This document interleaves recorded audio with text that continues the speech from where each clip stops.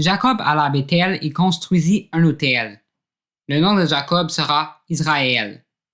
Dans Genèse 35, 1 à 15, Dieu dit à Jacob, « Lève-toi, monte à Béthel, et demeure-y. Là, tu dresseras un autel au Dieu qui t'apparut lorsque tu fuyais Ésaü, ton frère. » Jacob dit à sa maison et à tous ceux qui étaient avec lui, « Ôtez les dieux étrangers qui sont au milieu de vous, purifiez-vous et changez de vêtements. Nous nous lèverons et nous monterons à Béthel. Là, je dresserai un autel au Dieu qui m'a exaucé le jour de ma détresse et qui a été avec moi pendant le voyage que j'ai fait. » Ils donnèrent à Jacob tous les dieux étrangers qui étaient entre leurs mains et les anneaux qui étaient à leurs oreilles. Jacob les enfouit sous le térébinthe qui est près de Sichem. Ensuite, ils partirent. La terreur de Dieu se répandit sur les villes qui les entouraient, et l'on ne poursuivit point les fils de Jacob. Jacob arriva, lui et tous ceux qui étaient avec lui, à Luz, qui est Béthel, dans le pays de Canaan. Il bâtit là un autel, et il appela ce lieu El Béthel, car c'est là que Dieu s'est révélé à lui lorsqu'il fuyait son frère. Déborah, nourrice de Rebecca, mourut, et elle fut enterrée au-dessous de Béthel, sous le chêne auquel on a donné le nom de chêne des pleurs. Dieu apparut encore à Jacob, après son retour de Padan-Aram, et il le bénit. Dieu lui dit, « Ton nom est Jacob, tu ne seras plus appelé Jacob, mais ton nom sera Israël. » Et il lui donna le nom d'Israël. Dieu lui dit, « Je suis le Dieu Tout-Puissant, sois fécond et multiplie.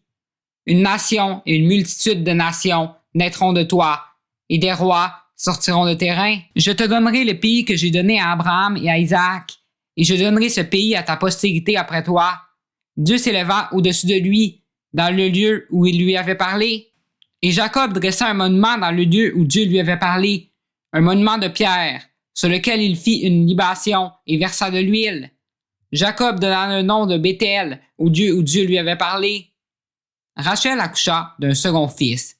Jacob l'appela Benjamin, et Rachel mourut.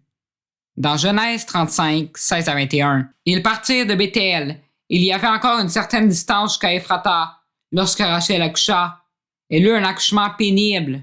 Et pendant les douleurs de l'enfantement, la sage-femme lui dit, « Ne crains point, car tu as encore un fils. » Et comme elle allait rendre l'âme, car elle était mourante, elle lui donna le nom de Benoni, mais le père l'appela Benjamin. Rachel mourut, et elle fut enterrée sur le chemin d'Ephrata, qui est Bethléem.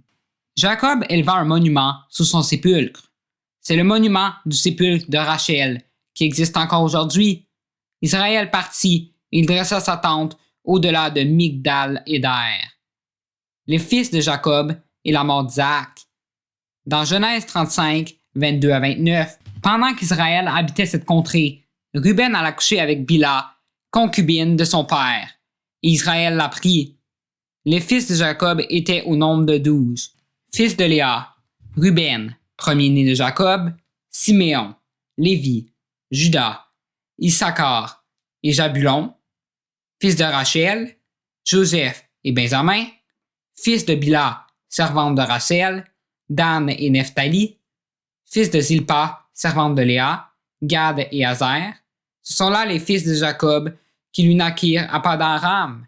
Jacob arriva auprès d'Isaac, son père, à Mamré, à Kirjath Arba, qui est Hébron, où avaient séjourné Abraham et Isaac. Les jours d'Isaac furent de 180 ans. Il expira et mourut, et il fut recueilli auprès de son peuple, âgé et rassasié de jours. Et Ésaü et Jacob, ses fils, l'enterrèrent. Je vous invite à aller lire Genèse 36 pour lire la généalogie d'Ésaü. La série Isaac et ses fils est terminée. Nous allons parler de Joseph le mois prochain.